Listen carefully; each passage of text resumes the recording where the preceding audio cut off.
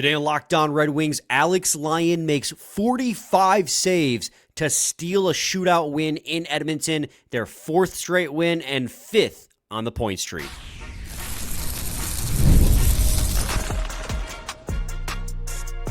You're Locked On Red Wings, your daily podcast on the Detroit Red Wings. Part of the Locked On Podcast Network, your team every day.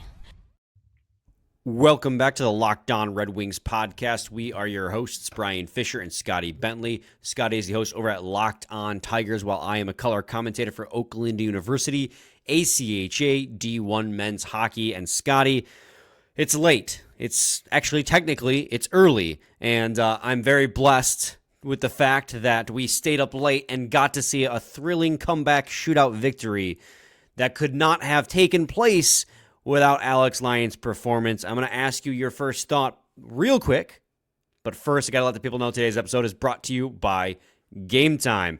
Download the Game Time app, create an account, and use code LOCKEDONNHL for $20 off your first purchase. All right, Scotty, 45 saves, fourth win in a row, 5-game point streak, beating the Edmonton Oilers, reigning Eastern Conference champions in Edmonton. First thought. I'm tired. I think it was my first thought was exhaustion. It was I am a tired lad. I think honestly, toward the end of play, like right before the shootout, my thought was that both of these goaltenders have been incredible. And I know that, that'll probably get lost in the translation a little bit. But like this was a fast pace track meet style game, especially in the second half of the game. As you mentioned off air before we hit record, and like there was so many chances and opportunities for the Edmonton's offense the entire hockey game. Detroit's from like halfway through the second period on, like so many chances going back and forth. So many shots on net, and I thought both goaltenders were incredible. So I think that honestly, like it's not really a Red Wings specific thing, but like my thought toward the end of play, but right before the shootout was just like, man, like this could just be one of those shootouts that keeps going forever too, because both of these goalies seem to be really on one. Yeah, I correct myself real quick. Western Conference champions. I think I said East there, but give me a little bit of a leeway here. It's 12:30 in the morning when we're recording here. But yeah, Scotty, I mean, the goaltending, is it safe to say that Alex Lyon's your difference maker by that standard? He's one of our difference makers. Yeah, I think that's pretty safe to say. Yeah, he's absolutely a difference maker. I agree. Like the first 20 minutes of this hockey game, my first thought coming out of this game was this was kind of a undeserved win. Lions stole you a win, I guess is the better way of putting it. I thought goaltending definitely stole you this win because Edmonton came out and they were playing really hard and they scored on 2 unforced errors by Detroit, and it just had that feeling of like, oh, it's 2 weekends ago again where they got pumped in back-to-back days against the Dallas Stars and Tampa Bay Lightning on the road. Like this team might just not be very good on the road, especially against high-caliber opponents, and they, honest God, credit to the team, credit to McClellan. He got that team ready to play in the second period. They came out, they tied it up again, track meet style. I think they realized it's like, oh, it's Connor McDavid and Leon Draisaitl. Like, we're not going to be able to defend those guys the entire game. And they did a really good job, honestly, of defending them. But they're like, we have to try and outrace these guys to goals. And they scored 2 goals on, not odd man rushes, but kind of like breaks going the other way, right? Berggren got the puck. He shot the puck. Rasmussen crashed in the net, just tipped it. Second goal, Marco Kasper hit Dylan Larkin, who got behind the defense, and we got behind the defense quite a few times. So it was kind of like they scored to tie it up, and then in the third period, about 5 minutes left in the game, it kind of ground to a halt and was that way through OT, and it was just Alex Lyon and Stuart Skinner throughout that game making unbelievable save after unbelievable save, but Alex Lyon even more so. 45 saves, a goal saved above expected, Scotty. 4.53 in this hockey game. That's better than Cam Talbot's goals saved above expected in his like 28 save performance the other night, where we were saying that like that was his best performance as a Red Wing in his shutout. So I mean, these goalies just going toe to toe, and that was after Alex Lyon basically gifted them a second goal when he whiffed twice on covering the puck.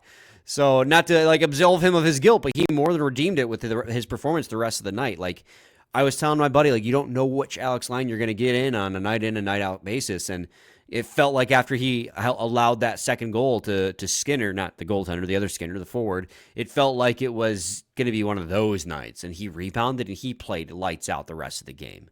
Yeah, he was stellar, man. It's fascinating because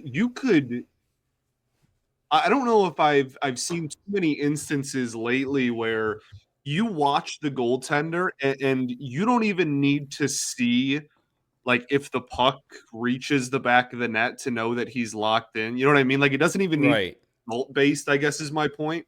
Like you could tell he was tracking the puck so well. Like it was noticeable, which is so, I don't know, just like wild to witness. Like you literally watching him, you watch him specifically during this game and you're seeing him, he is not fooled by any pass. He is not late, getting over from post to post in any situation. He looks like he is locked into the puck 24/7. He's never screened hard enough to really screw up. There was, like you said, the second goal obviously was a mistake by him. And then the first goal was Ben Sherratt just I felt the breeze from my apartment, like just complete swing and miss.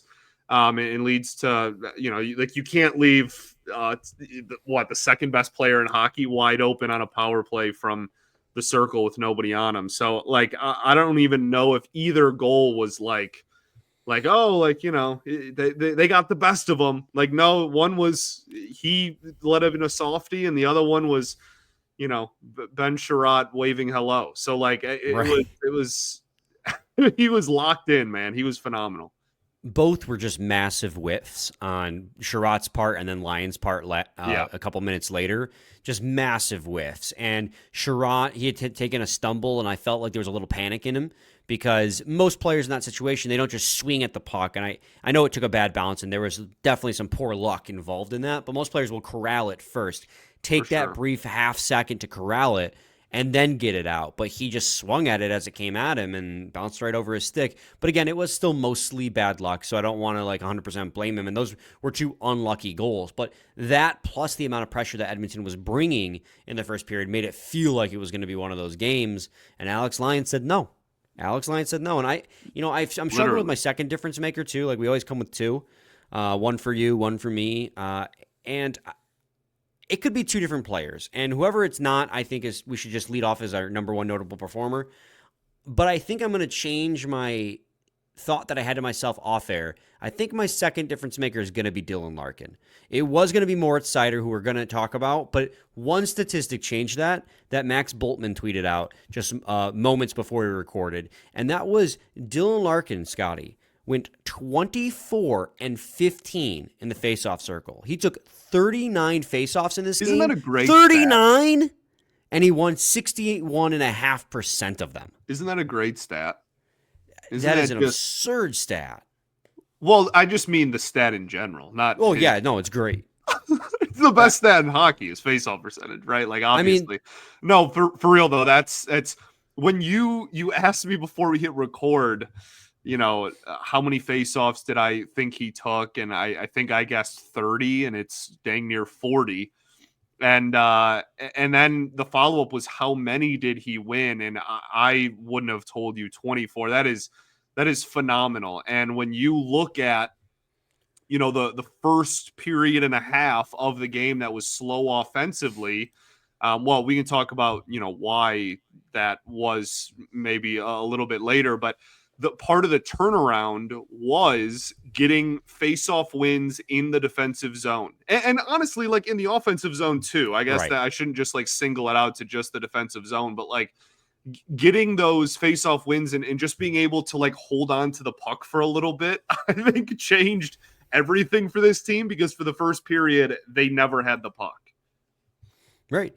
And I think other statistics too that from his game should be read off. And they're partly like, okay, he's your number one center and your captain. Like you expect these things, but that doesn't mean you should take them for granted either. Right. I mean, he led all forwards with 25 minutes of ice time. He put number one D-man minutes up there tonight. Yeah. 25 minutes, 30 shifts.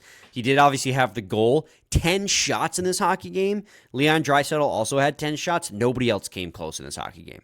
Larkin had 10 shots on that. The Red Wings themselves only had 35 shots. And they were outshot 47-35, so it's a big discrepancy, but 35 is quite a few shots, but he had a third of the shots himself. And of course, he had the ceiling shootout goal to end it. So just incredible performance by Dylan Larkin. The top line in general was buzzing. I know Dylan Larkin in this game had a 63% Corsi for percentage, and that's in a game where, I thought Edmonton was the better team. If you were to look at this, step back and look at this from a 65-minute perspective, yeah. I thought Edmonton was the better team. Yet when that top line was out there, again, because that Casper Raymond Larkin's line is just really developing more and more chemistry. Casper's fitting right in, and that line's getting so dangerous. He had a 63 Corsi for percentage. The shot attempt share when he was out there, the Red Wings attempted the Edmonton Oilers at 5-on-5 when that top line was out there, which is what they should be doing. But that's a really elite top line they're playing against with Connor McDavid on it. So Dylan Larkin had a phenomenal game. That's all. All of this just to say he had a phenomenal game. He sure did. He sure did. Scotty, let's head to a quick break, and when we return, we will talk about notable performers. So stay tuned to segment 2 of Locked On Red Wings. Attending NFL playoff games is an unforgettable experience that brings fans together. And I know the Super Bowls are around the corner, and if you're looking to make the travel and the trip to New Orleans, you can get your tickets through Game Time. I myself have experienced the luxury of Game Time with the Game Time picks, in which it shows you the best value seats in any given section and tells you what percentage of value you're getting. I've gotten the top 1% using Game Time, and of course, the all-in pricing toggle also allows you to see the price of your tickets before you get to checkout, so there's no surprise fees like certain other ticketing online retailers will add on at the end. And then, of course, if you use that code LOCKEDONNHL on your first purchase, you get $20 off, which I've also benefited from.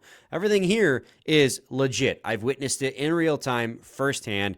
Game Time helped me get my tickets to Stadium Series. If you want to go to New Orleans, watch the Super Bowl, and root for the Meteor to strike, you can get your tickets at Game Time. Take the guesswork out of buying tickets with Game Time. Download the Game Time app, create an account, and use code LOCKEDONNHL for $20 off your first purchase. Terms apply. Again, create an account and redeem code LOCKEDONNHL for $20 off. Download Game Time today. Last minute tickets, lowest price guaranteed.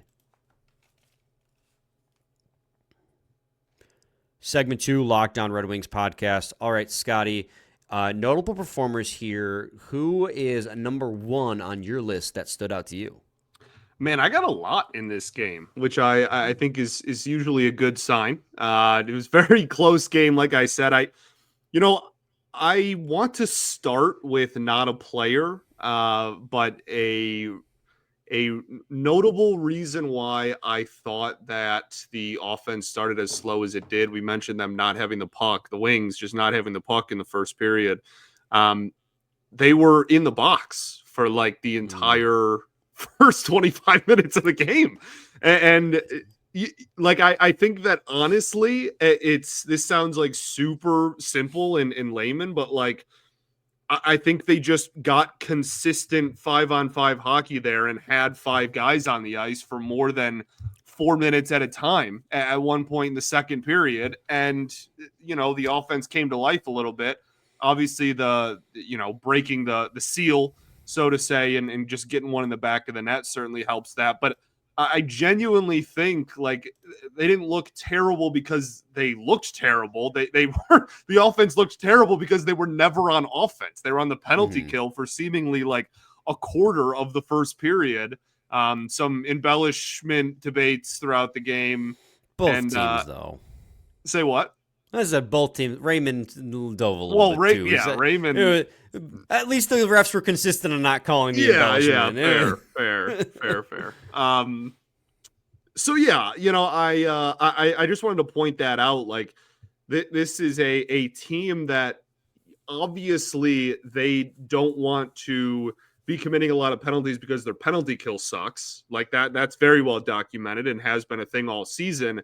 But on top of that, this team's offense can't afford to not be on the attack for prolonged periods of time. And I really think that was the reason why the first period looked as awful as it did. Because genuinely, after one, I was like, we're gonna they were due for getting popped in the mouth, like they're gonna lose by 5. Like that's legitimately the vibe I got after the first at the first intermission, and they turned it around to their credit. Right, and I mean, obviously, I want to talk about Seider, but it'd be remiss of me not to, in this moment, talk about the penalty kill.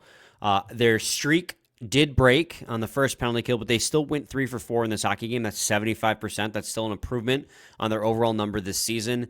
What was the numbers going into this game? 7 for 7. So now they're 10 for their last 11. That's still a really good number. The penalty kill remains hot, and there were some really high quality penalty kills against another team with one of the league's best power plays, 7th best power play coming into tonight's game. You got Draisaitl and McDavid on power play unit 1. That is a dangerous power play, and the Red Wings went 3 for 4, and that went a long way to why they won this hockey game too. Yeah, absolutely, and I think I want to give a ton of credit to the broadcast booth in this game. 2 subs. Redmond I think just didn't travel because he wasn't going to travel that far, and then we heard that Ken took a fall or something, was out of the booth. So and Danny DeKeyser, I thought, did a fantastic job on color.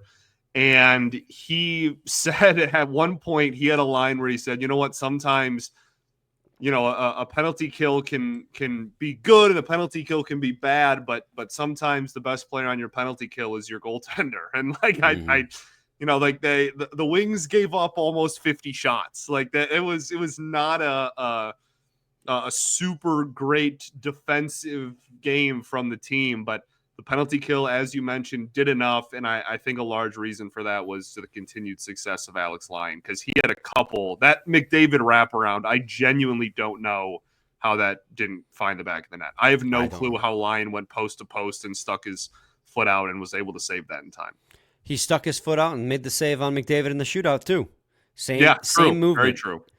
Also, just peeking around right at the season statistics, and this has not obviously updated yet for tonight's game, but the Red Wings went 7 for 7 and somehow dropped to 32nd worst penalty kill in the league, because I guess the Islanders just took more penalties and killed more penalties off in that span. Went 7 for 7, but fell from 31st to 32nd on the power play. However that makes sense. We'll see where it shakes out in the morning. That's just a note. But yeah, I was excited to hear about how Danny DeKeyser sounded. Obviously, we knew Bob Kaiser sounded good, because he's subbed before. We've watched Griffin's games, but Danny DeKeyser has never done color commentary before, and I thought he sounded fine. I do think he was a little apprehensive, like he was careful not to step on Bob Kaiser's toes. So I don't expect to see these two guys in the booth too much longer, but I like Danny DeKeyser at the desk, and so I think with a little bit of time and comfortability, he'd grow into the role like Larry Murphy and Chris Osgood have. So Danny DeKeyser has a very good hockey brain, which, I mean, he played in the NHL, of course, but that doesn't always translate into the booth. And with Danny DeKeyser, I think it will, given more absolutely. reps. So, absolutely. We got to talk about Moritz Seider, right? Instead of talking about the broadcast, let's talk about Moritz Seider. But over 30 minutes of ice time in this hockey game. I think he took 34 shifts in this hockey game as well. And not only that, he made up for his flub against the LA Kings by knocking the puck out of midair away from the net with like 5 minutes left to go in the third period, possibly saving a goal. Not to mention that in overtime, with Connor McDavid coming down the gut at him, he poked the puck away safely from Connor McDavid. Moritz Seider just...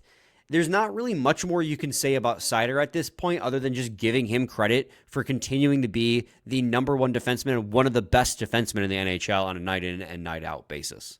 Yeah, I think it's just time that, nationally, there's more of a conversation surrounding that, and just putting him in that category of the top end defenseman in the league. I think that that's really the only other step there is when talking about him, because I agree with you. Him playing over half an hour in this game is wild, and he's unbelievable. He was great for all of it. Yeah. Nothing else. I feel bad. Like, I want to break down his game and talk about all the things he did right, but like, it's Moritz Seider. You guys are accustomed to it at this point. Right. There's tons of Corsi. You want Corsi 4? I'll give you Corsi 4, Scotty. You look like you want Corsi 4. His Corsi 4 percentage. You were going to go a couple minutes without mentioning someone's Corsi 4. I got scared.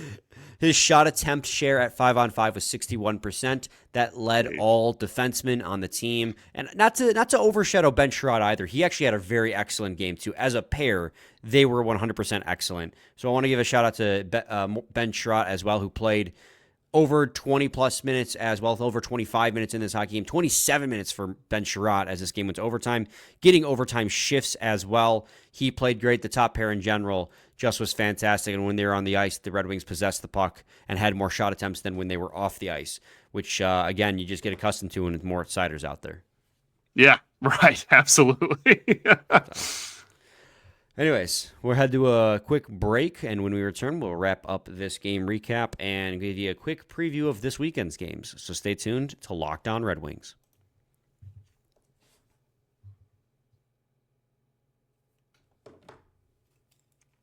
Segment 3, Locked On Red Wings podcast. All right, other notable performers in this hockey game, Scotty. You said you had a lot. Who's next on that list you want to knock out? Yeah, well, I don't want to knock any of them out, but I think that... You knew I You like that one. Oh, you didn't? Oh, I thought you did. You're insufferable.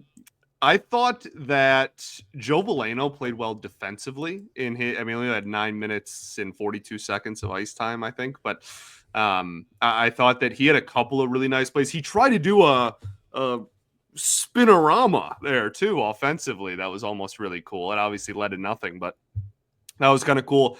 I also do want to give credit because we're, as a fan base, and I'm including us in that as well, been pretty critical of Andrew Kopp really in his entire Red Wings tenure, but certainly over the last year. And I thought defensively, he had a couple of really big plays. I don't know how his metrics look over the whole game, but he had a couple of huge poke checks on McDavid. He had a couple of huge pass breakups in the defensive zone that would have led to high danger opportunities. I think everybody probably was on the ice for a lot of shots against, and I would imagine that nobody is really an exception to that in this game. But he had a couple of really big defensive plays when it mattered. Yeah, absolutely. I really did enjoy Lucas Raymond's performance in this hockey game too. He didn't everywhere, dude. He had a couple of plays that were, if somebody is a foot to the right, you're talking about him getting an assist. Like he had a couple of those, man. He was all over the place. Yeah, I mean, the one in like the second period where he stripped the puck and then danced through. He didn't strip the puck, I'm sorry. He cycled to the top of the zone and not necessarily took the puck from the defender at the top, but kind of like I think it was Seider kind of just like deferred to Raymond, and Raymond just danced through the zone and made a pass back toward it to Brink, and he just couldn't handle it, and it was just wide open net. And Raymond it feels like we've been talking about Raymond possibly being elite. He looked like he believed he was elite in this hockey game. Yeah. The way, with the confidence that he skated with in this hockey game, it was incredible. Marco Kasper had a primary assist on the Dylan Larkin goal. That was a beautiful pass off the boards, just angled it perfectly. And then give a little bit of credit. Michael Rasmussen doesn't score too much. 8th goal of the season, but he is very good at tipping those pucks net front. Net front is where he should be feasting, honest to God. That Bergeron shot, it was just a quick release along the boards, and just coming across, he just knocked it, and it went right in. He's very good. I've noticed this last few years, a lot of his goals will come on redirections off deflecting shots from outside. Yeah, absolutely. I think Aljo, man, I was really impressed with him again, as well, as we've talked about a lot over the last few weeks. He also had a couple of really big plays, had a huge poke against McDavid in the third, I think early in the third period. That went a long way, because anytime McDavid's Lyon has space in the offensive zone, you kind of hold your breath. And yeah, he had a huge poke there. 3 block shots again. I mean, he was over 20 minutes of ice time for Aljo. How far we've come from the expectation at the beginning of the year, man. And I thought he was great in this game against a really high-powered offense. Yeah, my feelings are a little bit more mixed on their performance in this hockey game, him and Edvinson, because you're right. Pair, They made a couple really, really nice plays. The Albert Johansson, and they mentioned it a couple times, McDavid's coming down towards him, and he kind of boxes him out, keeps his eyes on the body, doesn't get fooled by the stick work, eventually strips the puck off McDavid. He had the poke check in the third period as well. He blocked a shot on the power play. He had a couple of big plays, but in general, when they were on the ice, and this also because this is where Corsi for percentage doesn't matter too. You have to take into account who they're on the ice with. So I'd be curious to see who they got deployed with. But when they were on the ice, that pair got outshot 8-23. Outshot attempted, I should say, 8-23. So they were pretty. And this is something I've noticed the last few games. They kind of do get hemmed in the defensive zone, but they're talented enough to escape without any harm done 9 times out of 10. So it's kind of like my feelings are a little bit mixed. They're very good in the offensive zone, but in the defensive zone, I've noticed they've gotten a little bit more trapped more easily trapped rather. But they're good enough to escape danger by making incredible plays like you saw Albert Johansson make in this hockey game. So he did make some incredible plays, but overall, I just wish they would get out of danger a little bit quicker sometimes than they do. Yeah, and I think that's fair, but I also think that they're both essentially in their rookie seasons, right? These are correct. We were talking about the 2 least experienced dudes on the team are on a pair, and it's the second pair together and playing 20 plus minutes as a duo. I think that kind of just comes with the ebbs and flows of development. I'm sure they'll make adjustments and figure it out, but I think that's fair. And again, this game is also just weird because again, I gave up dang near 50 shots as a whole. So, everybody kind of was on the ice for shots against. Well, and two, right, I mentioned I'd be curious to see who they played with, and while you're doing that, I did check who they played with, right? Albert Johansson played most of his game. The forwards he spent most of the time with, rather, at 5-on-5 were Vladimir Tarasenko, Alex DeBrincat, and Andrew Kopp. Not necessarily paragons of good defense, right? That line is pretty abysmal defensively. It pretty much all it depends on Andrew Kopp to be competent defensively. Andrew Kopp and the defenseman. Right. And that line combined had a Corsi for percentage of 35% and expected goals for percentage of 46. Larkin line, by the way, had an expected goals for of 72%. They were excellent. So, nice. Yes, context matters, right? They're very talented and they escape from danger, but you got to pay attention to who they're playing with. And a lot of that game, they were playing with guys who weren't the best defensively either. So it does add context and it does make it a little bit more, a more friendly light shines upon those numbers by looking at it that way.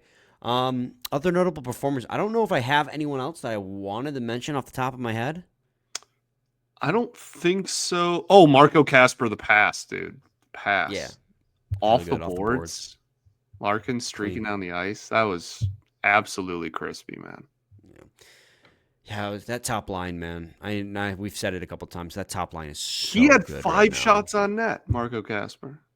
All alone in overtime, right? The one in overtime, he was all alone. But probably should have ended it, but that's okay. It's okay. Yeah, we'd be having a much different tone if they squandered a power play in overtime and did not win. Well, that's the thing too, and I guess we can kind of end the conversation here. Is I didn't think the power play looked bad. I actually think it looked really good. They just couldn't put the puck in the back of the net, right? And if you want to be super results based about it, then they failed at their job, right? When the power play goes out there, I think especially with how well the power play has looked this year, and especially it being in overtime when you have some more space, you expect to walk away from that with the game in hand. Thankfully, it didn't cost them in this one because the shootout's great, and I've never criticized it. But I think that I think that honestly, they looked good. It's not like they didn't score because they were stagnant and kept turning the puck over and ever. They had a ton of opportunities, Correct. There was just two really good goalies on the ice today. Yep. No, 100% agree. I think that's spot on. The puck movement was great. They are getting open for opportunities, but Stuart Skinner was fantastic in that for the Edmonton Oilers, much like Alex Lyon was for the Detroit Red Wings. Right. Like they went over 3 on the power play and blew one in overtime, and I'm not leaving this game worried about like what I thought the power play looked great today. It's just like that happens sometimes. That's hockey. True that. Scotty, we have 2 games this weekend. And here's the bucket of cold water.